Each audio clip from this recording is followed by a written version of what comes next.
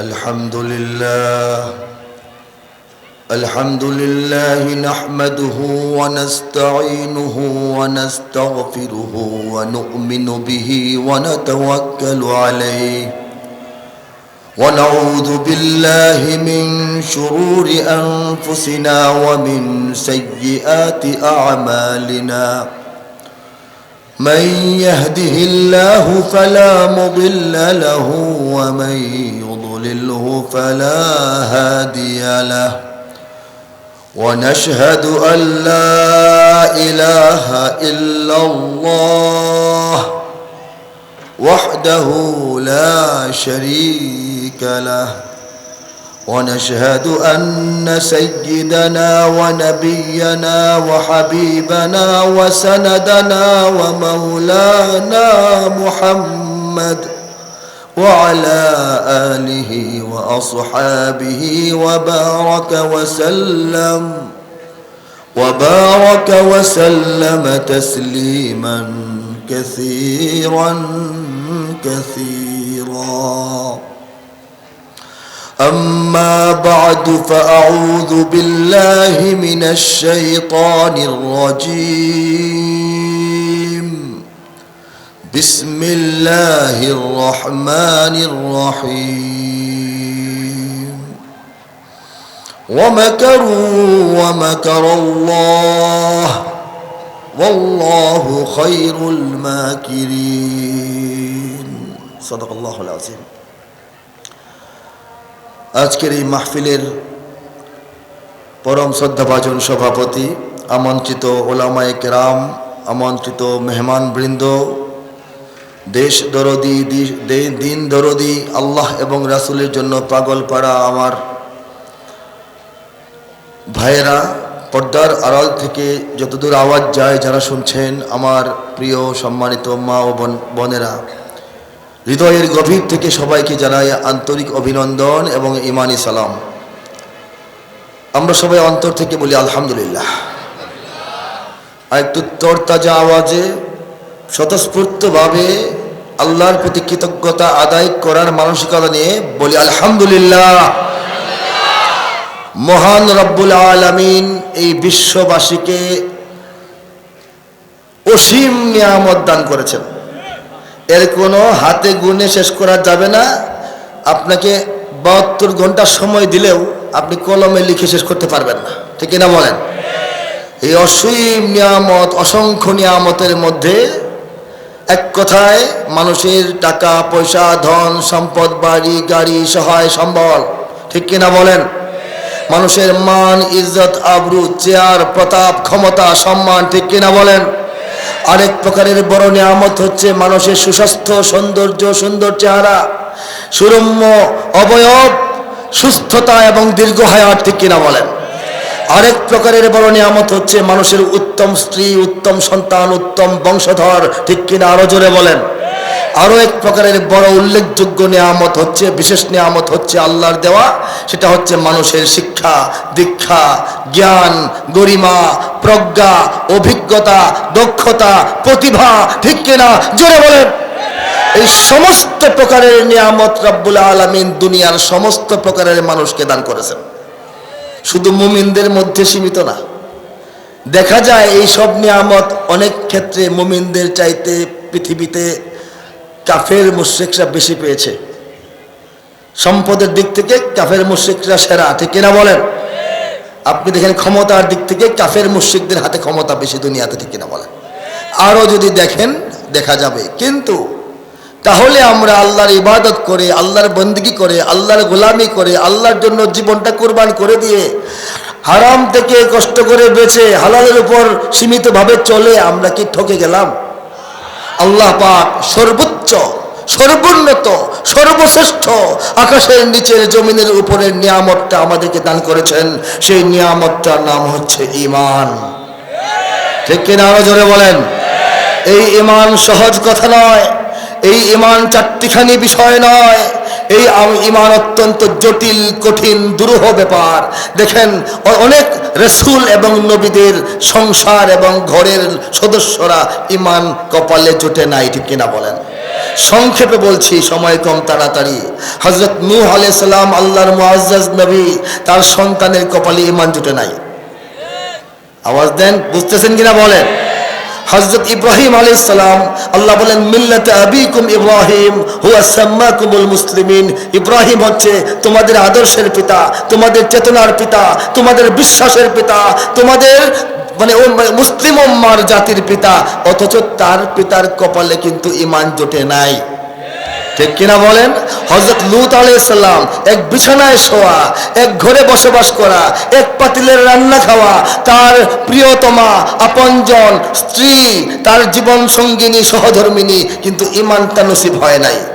আমাদের নবী, শেষ নবী, আখির নবী, প্যারা নবী, সরওয়ারে কায়নাত, তাজদারে দু আলম, মুহাম্মদ মুস্তাফা মুরতাবা মুজতাবা সাল্লাল্লাহু আলাইহি ওয়াসাল্লামের আপন চাচা, ছোটবেলা থেকে নবীকে লালন পালন করলেন, আদর যত্ন করলেন, কোলে নিয়ে বেড়াইলেন, মুখে তুলে খাওয়ালেন, বাজারে নিয়ে বেড়াইলেন, তাকে নিয়ে শাম দেশ পর্যন্ত সফর করে ব্যবসা পাতি শিখাইলেন, তাকে বিবাহ করালেন, বিবাহের অনুষ্ঠানে সুন্দর একটা বক্তব্য দিলেন নবীজির পক্ষে।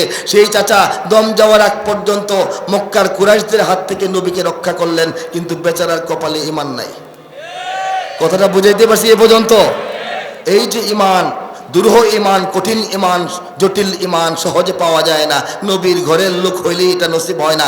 সেই ঈমান মহান রব্বুল আলামিন অত্যন্ত দয়ালু, মেহেরবান, তিনি মেহেরবানি করে, দয়া করে, মায়া করে বাংলাদেশের প্রায় সমস্ত মানুষকে দান করেছেন। এই জন্য বলি, অন্তরটা ছিঁড়া বলি আলহামদুলিল্লাহ। এটা সারা দুনিয়ার বিস্ময়। এই বিস্ময়ের জন্য আমরাও বলি সুবহানাল্লাহ। এটা আমাদের গর্ব এবং অহংকার এবং শক্তি। এই জন্য শক্তি দিয়ে বলি আল্লাহু আকবার।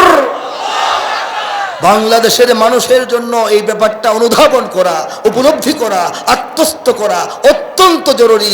প্রতি কদমে কদমে আত্মপরিচয় বোঝার জন্য আমরা যে ঈমান পেয়েছি, শ্রেষ্ঠ নিয়ামত পেয়েছি, বিনা খরচে, বিনা কষ্টে, বিনা মায়ের খাওয়ায়, বিনা দৌড়ানি খাওয়ায় আমরা ঈমানটা পেয়েছি। সেই ঈমানকে রক্ষা করার জন্য, ঈমানের উপর কায়েম থাকার জন্য আমাদের এখন লড়াই সংগ্রাম অনেক কিছুই করতে হয়। ঠিক কিনা বলেন? কারা কারা ঈমানের সৈনিক হাত তুলে আমাকে একটু দেখান। লিল্লাহি তাকবীর, লিল্লাহি তাকবীর। ঈমানের সৈনিকেরা ভয় পেও না, রাত্রি আধার হচ্ছে বলে। ঈমানের সৈনিকেরা ভয় পেও না, রাত্রি আধার হচ্ছে বলে। যত রাত হোক না আধার আসবে সকাল সময় হলে, যত রাত হোক না আধার আসবে সকাল সময় হলে। এ স্বাধীন জন্মভূমির রক্ষীরা সব প্রস্তুতি নাও দিন বদলে। এ লড়াই লড়তে হবে শক্তি সাহস বুদ্ধি বলে, এ লড়াই লড়তে হবে শক্তি সাহস বুদ্ধি বলে। ওরা ইসলাম যদি চায় বাদ দিতে সংবিধান থেকে, আমরা ঘুমাবো? মোরা ইসলাম দিয়ে এই রাষ্ট্রটাকেই রাখবো ঢেকে। ওরা কুরআনকে অসম্মান যদি দেয় দেখবো সেকে। কাফনের পরব কাপড় গায়ে শহীদের রক্ত মেখে, শহীদের রক্ত ধারায় এদেশের পাড়ায় পাড়ায়, শহীদের রক্ত ধারায় এদেশের পাড়ায় পাড়ায়। সময়ের এক ইশারায়, সময়ের এক ইশারায় লক্ষ আগুন উঠবে জ্বলে, সময়ের এক ইশারায় লক্ষ আগুন উঠবে জ্বলে। কথাটা কিনা বলেন? সময়ের ইশারার আগে কিছু হয় না।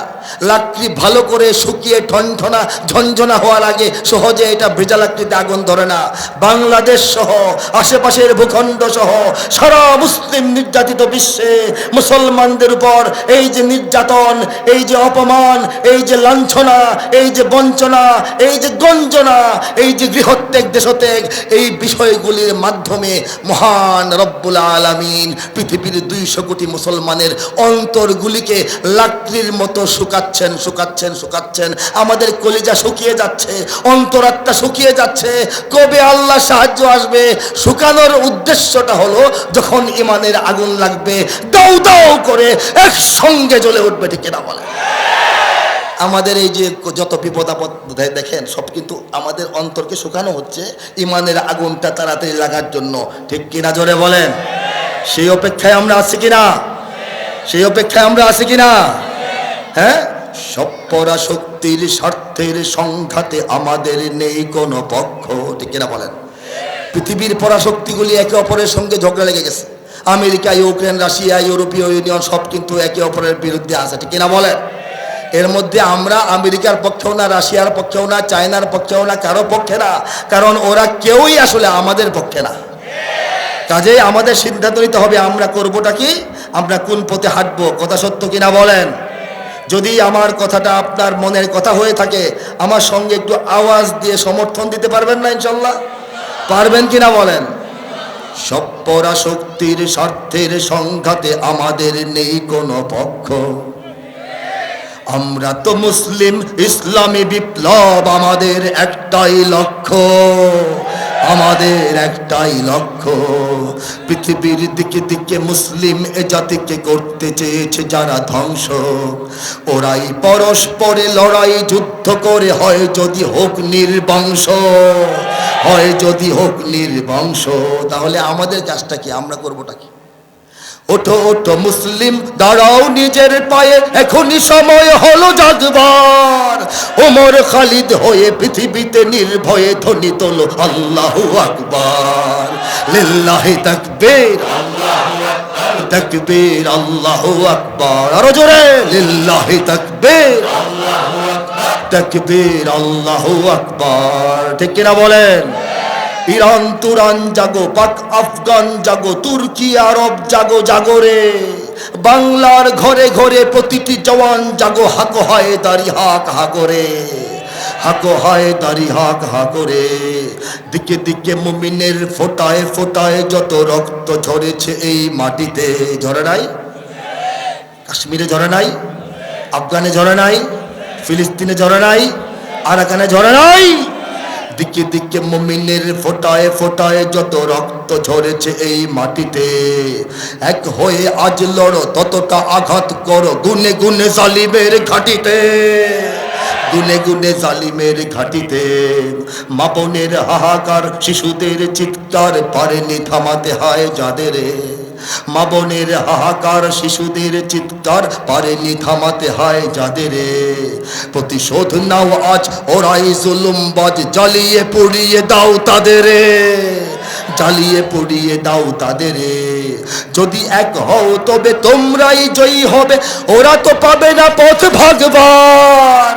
ওমর খালিদ হয়ে পৃথিবীতে নির্ভয়ে ধ্বনি তোলো আল্লাহু আকবার, লিল্লাহি তাকবীর, তাকবীর, আল্লাহু আকবার, লিল্লাহি তাকবীর, তাকবীর, আল্লাহু আকবার, লিল্লাহি তাকবীর, লিল্লাহি তাকবীর।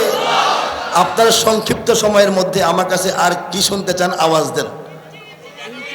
ইঞ্চি ইঞ্চি মাটি সোনার চাইতে খাঁটি, নগদ রক্ত দিয়ে কেনা, শত্রু বাহানাদার একটি কণাও তার কেড়ে নিতে কেউ পারবে না। রঙের তুলিতে আকাশ সবুজের ছায়া ঢাকা, সুজলা সুফলা পরিপাটি, লক্ষ শহীদ গাজী রেখেছে জীবন বাজি, করেছে স্বাধীন এই মাটি। বাংলাদেশ আমার, বাংলাদেশ তোমার, বাংলাদেশ সবার প্রাণ। ধন্য ধন্য আমি সবার চাইতে দামি বাংলা মাটির সন্তান। বাংলাদেশ আমার, বাংলাদেশ তোমার, বাংলাদেশ খোদার দান। সোনার জন্মভূমি তোমার জন্যে আমি জীবন দিয়েছি কোরবান। বাংলাদেশটা কার দান? হাত তুলে দেখান, কার দান? ইন্ডিয়া দান করেছে, ওয়াশিংটন দান করেছিল, মস্কো দান করেছে, বেইজিং দান করেছে, কে দান করেছে? চারিদিকে দুশ্মন আছে না নাই? চারিদিকে দুশ্মন, ভেঙো না মন, সাহস জমিয়ে রাখো বুকে, ইমান জিন্দা করে জিহাদের হুঙ্কারে পরাজিত করো শত্রুকে। চারিদিকে গাদ্দার ভিনদেশি তাবেদার, সজাগ দৃষ্টি রাখো সবে, সকল মির্জাফর বিদেশি গোলাম চর, রুখতে তাদের আজ হবে। বাংলাদেশ আমার, বাংলাদেশ খোদার দান, সোনার জন্মভূমি তোমার জন্যে আমি জীবন দিয়েছি কুরবান। স্বাধীনতার পর থেকে এই বাংলাদেশটা জন্ম হয়েছে একটা মানব শিশুর মতো। মাত্র 9 মাসের চরমতম প্রচণ্ডতর এক প্রসব বেদনায় গোটা জাতিকে অস্থির করে নতুন একটা রাষ্ট্র বাংলাদেশ নামে জন্মগ্রহণ করেছে। এই রাষ্ট্রটা থাকবে তো অবশ্যই ইসলাম থাকবে, ঠিক কিনা বলেন? এই রাষ্ট্রটা আজকে পর্যন্ত 53 বছর বয়স। এই 53 বছর ধরে তারা চেষ্টা করেছে আল্লাহর বাতি ফু দিয়া নিবাইতে, তারা অনেক চেষ্টা করেছে। আল্লাহ বলেন ওয়ামাকারু, তারা তাদের ষড়যন্ত্র করে, ওয়ামাকার আল্লাহ, আমি আল্লাহ আমার পরিকল্পনা বাস্তবায়ন করি, ঠিক কিনা বলেন? ওয়াল্লাহু খায়রুল মাকিরিন, আল্লাহই সর্বশ্রেষ্ঠ, শ্রেষ্ঠতর, শ্রেষ্ঠতম পরিকল্পনাবিদ, ঠিক কিনা বলেন? তাদের পরিকল্পনা ছিল বাংলাদেশকে ধর্মনিরপেক্ষ বলতে আসল যেটা বোঝায় ধর্মহীনতা, সেদিকে ধাবিত করবে। তাদের ইচ্ছা ছিল এটাকে কমিউনিজমের এই গোলাম বানাবে। তাদের ইচ্ছা ছিল হিন্দুত্ববাদ দিয়ে এই বাংলাদেশকে ভাসায় ফেলবে। আল্লাহর ইচ্ছা ছিল ইসলামের পথে বাংলাদেশকে কায়েম রেখে উত্তরোত্তর সামনের দিকে এগিয়ে নেবেন, ঠিক কিনা বলেন?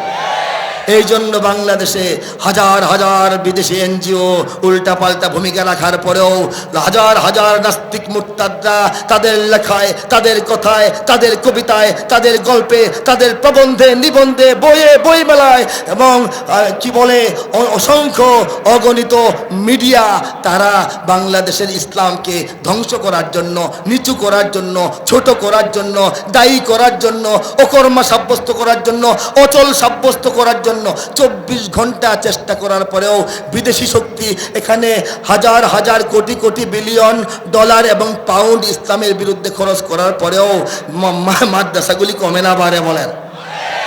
মসজিদ কমে না বাড়ে বলেন? আলেম কমে না বাড়ে বলেন?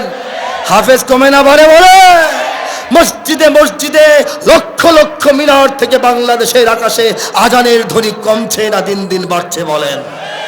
বাংলাদেশের সব মানুষের নাম বদলাতে পারে, বইয়ের পাতায় স্বাধীনতা সংগ্রাম বদলাতে পারে, বঙ্গোপসাগরের সব পানি যেতে পারে শুকিয়েও, গোটা রাজধানী গিলে নিতে পারে বুড়ি গঙ্গার ঢেউ, সুন্দরবন কেটে হতে পারে ইটের ভাটার লাকড়ি, শিল্পপতিরা দেউলিয়া হয়ে খুঁজতে পারেন চাকরি, চোর গুন্ডারা পেয়ে যেতে পারে মন্ত্রীর মর্যাদা, আইনের ফাঁকে কালো টাকা সব হয়ে যেতে পারে সাদা। অনেকেই বলে এই দেশ নাকি হুজুগে জাতির দেশ, দফায় দফায় বদলায় এর রং ঢং পরিবেশ, তাই বলে ইসলাম তো এদেশে হুজুগে হবে না শেষ, হুজুগে হবে না শেষ। ইসলাম এ মাটির পরতে পরতে জনপদে ঘরে ঘরে, ইসলাম এ জাতির 90% মানুষের অন্তরে, ইসলাম নিয়ে কেউ ছিনিমিনি খেলে এমন শক্তি নেই, আর কিছু থাক না থাক এদেশে ইসলাম থাকবে, সব কিছু বদলে যাক এদেশে ইসলাম থাকবে। আর দু একটা কবিতার অংশ শোনাবো ইনশাল্লাহ, আস্তে আস্তে শোনাবো, আস্তে আস্তে শোনাবো।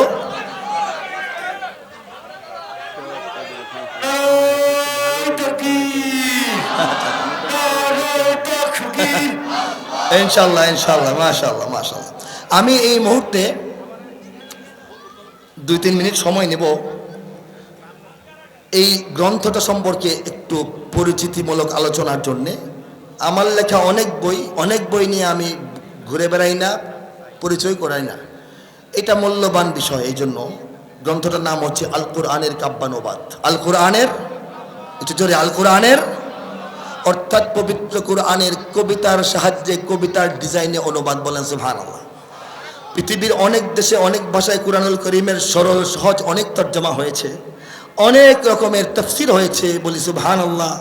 কিন্তু কামা হাক্কুহু, নিয়ম কানুন শর্ত শারায়াত মেনে কোরআনের পূর্ণাঙ্গ কাব্যানুবাদ গ্রহণযোগ্যতার মাত্রার কাছাকাছি পৃথিবীর কোনো দেশে কোনো ভাষায় এই যেটা বললাম আগে কামা হাক্কুহু সেভাবে হয়েছে বলে প্রমাণিত তথ্য এখনো নাই। হয়তো কবিতা সুন্দর, তর্জমায় অনেক সমস্যা, তর্জমা খুব ভালো, কবিতায় অনেক সমস্যা।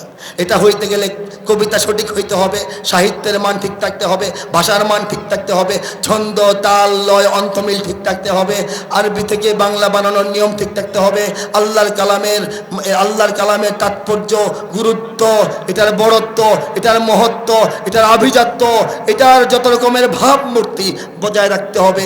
শুরু থেকে শেষ পর্যন্ত এটাকে ধারাবাহিকভাবে করতে হবে। প্রত্যেকটা আয়াতে স্বতন্ত্র স্বতন্ত্র অনুবাদ হইতে হবে, ভাবানুবাদের আশ্রয় নিলে চলবে না, মূলানুগ অনুবাদ হইতে হবে। আরও অনেক শর্ত আছে, এইগুলির দিকে খেয়াল রেখে মহান রব্বুল আলামিন তার দয়ায়, তার মায়ায়, তার করুণায়, তার ভিক্ষায়, তার ইচ্ছায়, তার ফয়সালায়, তার সাহায্যে আপনাদের এই নগণ্য কবি আল্লাহর এই নগণ্য বান্দার হাতে সম্পূর্ণ কোরআনের কাব্যিক অনুবাদের কাজ শেষ করিয়েছেন। আমি সামান্য একটা পৃষ্ঠা শোনানোর অনুমতি চাই। আউযু বিল্লাহি মিনাশ শাইতানির রাজীম। বিসমিল্লাহির রহমানির রহিম। কাব্যানুবাদ করছি। বিতাড়িত শয়তান থেকে চাই আল্লাহর আশ্রয়, বিতাড়িত শয়তান থেকে চাই আল্লাহর আশ্রয়, আল্লাহর নামে যিনি দয়াবান পরম করুণাময়। সূরা আর রহমানের শেষ পৃষ্ঠা থেকে কিছু অংশ শোনাচ্ছি।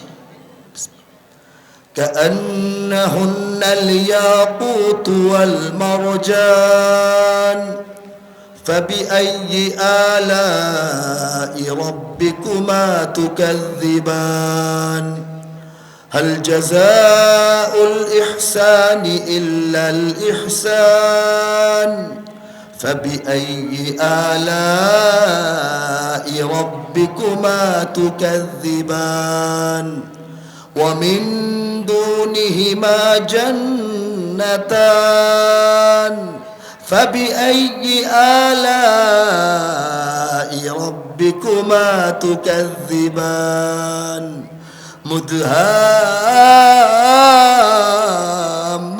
مدهامتان فبأي آلاء ربكما تكذبان।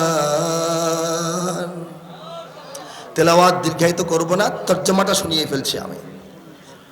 পদ্মরাগ ও প্রবালের মতো হরা দীপ্যমান, তবে তোমাদের প্রতিপালকের মানিবে না কোন দান। ফাবিআইয়ি আলাই রাব্বিকুমা তুকাযযিবান। উত্তম কাজে উত্তম ছাড়া কি বা হবে প্রতিদান, তবে তোমাদের প্রতিপালকের মানিবে না কোন দান। এ দুটি ছাড়াও সেখানে রয়েছে আরো দুটি উদ্যান, তবে তোমাদের প্রতিপালকের মানিবে না কোন দান। উদ্যান দুটি কৃষ্ণাভ ঘন সবুজ দৃশ্যমান, তবে তোমাদের প্রতিপালকের মানিবে না কোন দান। দুটি উদ্যানে রবে চঞ্চলা ঝর্ণা প্রবহমান, তবে তোমাদের প্রতিপালকের মানিবে না কোন দান। তাতে ফলমূল খেজুর আনার থাকিবে বিদ্যমান, ফিহিমা ফাকিহাতুন ওয়া নাখলুন ওয়া রুম্মান। তাতে ফলমূল খেজুর আনার থাকিবে বিদ্যমান, তবে তোমাদের প্রতিপালকের মানিবে না কোন দান। সুশীলা রূপসী রমণীকুলের সেখানে অবস্থান, তবে তোমাদের প্রতিপালকের মানিবে না কোন দান। আর সে হরেরা স্বর্গ তাবুতে রবে অপেক্ষমান, তবে তোমাদের প্রতিপালকের মানিবে না কোন দান। তাহাদের আগে না ছুঁয়েছে জিন, না ছুঁয়েছে ইনসান, তবে তোমাদের প্রতিপালকের মানিবে না কোন দান। সবুজ ও সুন্দর গালিচায় বসিবে দিয়ে হেলান, তবে তোমাদের প্রতিপালকের মানিবে না কোন দান। সর্বশেষ আয়াত তাবারাকাসমু রাব্বিকা যিল জালালি ওয়াল ইকরাম। কাব্যানুবাদ কত সুমহান হে নবী, হে নবী ব্রেকেটে আয়াতে নাই, হে নবী শব্দটা আয়াতে ইয়া নবী নাই, এটা কি তর্জমার ব্র্যাকেটে। কত সুমহান হে নবী তোমার রবের নামের শান, মহান অনুভব গৌরবময় তিনি মহামহিয়ান। ঠিক এই মাপে, এই ভাজে, এই ডিজাইনে, এই আকারে, এই প্যাটার্নে মহান রব্বুল আলামিন পবিত্র কুরআনের ৬,০০০-এর অধিক ছোট বড় সরল জটিল সহজ কঠিন আয়াতের তর্জমা এই অধম বান্দার হাতে কবিতার আকারে করিয়েছেন মাত্র ২৪০ দিনের মেহনতে। আল্লাহর কারিশমা, কুরআনের মুজিজা, আমার কিছু না। বলেন আলহামদুলিল্লাহ। আল্লাহ পাক কবুল করুন।